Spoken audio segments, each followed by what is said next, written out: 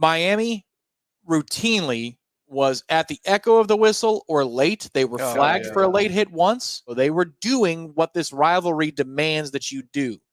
And Florida State routinely did not take the opportunity to knock somebody's block off. In fact, a lot of the times they were just kind of arriving to tackle somebody rather than trying to run through somebody's ass. I've seen 3 or 4 players, poor phrasing there, sorry everybody, 3 or 4 players for Florida State that were trying to come with that effort, but far too many of them did not finish the play. Miami did a better job of treating this like a rivalry with the physicality of their defense than we did, period. And that's embarrassing. Yeah, no, 100%. I think every FSU fan who watched Cam Ward tiptoe on the sideline and just kind of and just sit there. I mean, I'm sure everyone yelled at their TV, hit him! Oh. What are you doing? Yeah, that drives you freaking bananas. The only thing to play a little bit of devil's advocate, maybe these players have been beaten in their head. Don't you hit the quarterback anywhere near the sideline because the ACC is going to light you up. You know what? If they light you up in that instance, fine. It's a bad call. He does this tiptoe BS all the time on there, and nobody touches him. Forget it. If that's what he's going to do, he won't do it anymore. You stand up for each other. Like Matthew Thomas didn't have a whole lot of highlights in his Florida State career, but I will always salute him because in that moment, in that game where he knocked out Kaya's tooth, our quarterback was taking a beating, and he said, the hell with this. We can play that game too. Yeah. Where is that? Where is that weak? Well, that goes back to the chemistry and everything else. That goes back to all the systemic issues with this program. There's no togetherness. It's a lot of guys collecting checks right now. Like you said, there's 3 or 4 guys that are out there actually playing. The last time we were in this building, it was Jamie Robinson making a young quarterback for Miami look like a clown. None of that energy tonight. Well, I'm still sitting here at this stadium. The Candy Canes are still hollering and screaming. But this offense was built for playmakers. I don't see it. The offensive line can snap the ball. He told us in the beginning that this was going to be the best offensive line he's ever had in his entire coaching career.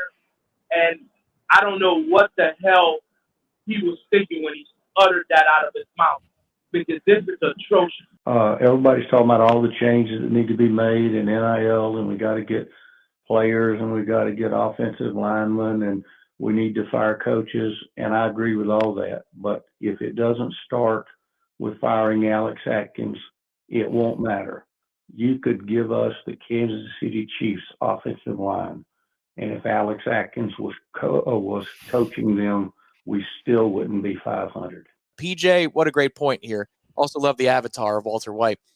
This Miami defense had given up 39 points per game the past 3 weeks. Against average to below average teams. These are not juggernauts.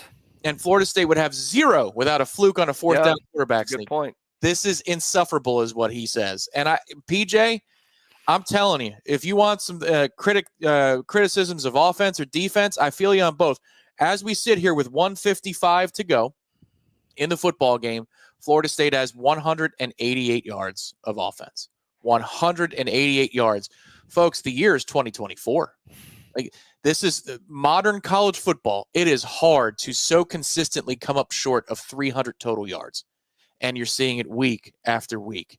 To do is keep in mind, we've only played 2 good teams this year, in my opinion. I'm going to put it to you very simple. If FSU doesn't make a coaching change, and I know we can't because the salary, we renewed his contract, whatever, we're going to be a 4 or 5 win team for the next 2 years. And I'll call you in 2 years and remind you of this. So it's not going to get better next year. You can change some position coaches. When you've got a head coach that stands on the sidelines and rolls his eyes like a child, you're really, really good coaches. Your Kirby Smarts, your Nick Sabans, even Jim Harbaugh. They'll get up your rear end when you come off the field. If they coach, you have to coach your players. Coaches letting certain players remain in games after they've done things that is not indicative of the team that he wants to be, the team that he came and changed over, because this looks like the team that he took over whenever he came in. And some of these things are just they're unexplainable.